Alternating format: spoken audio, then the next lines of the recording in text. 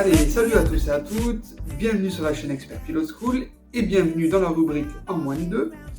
Donc dans le dernier numéro, on avait vu le comportement que l'automobile doit avoir au virage et ça nous a mené directement à une composante physique du pilotage, de l'aspect du pilotage, c'est la spirale de l'heure. On va le voir tout de suite et on va voir que notre façon de freiner, notre façon d'accélérer, elle va être conditionnée par cette spirale-là.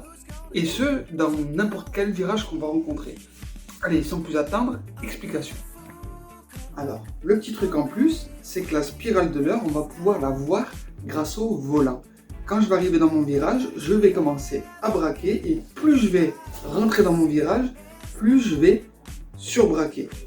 Alors, revenons à notre spirale.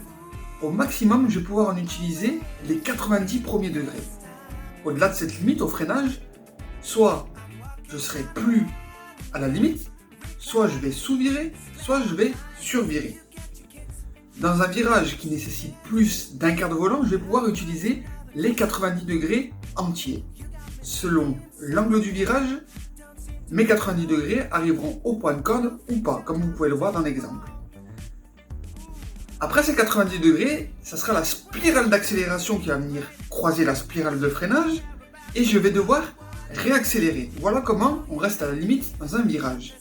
Mais à partir d'un quart de volant ou plus, dans les virages ouverts, les courbes, je ne vais pas devoir utiliser toute la spirale, c'est-à-dire je vais avoir besoin des 90 degrés entiers. On verra ça dans la prochaine vidéo. Le titre, ça sera la courbe, donc on verra qu'est-ce qui se passe en courbe. Sur ce, je vous laisse bosser et je vous dis à plus sur Expert Pilot School.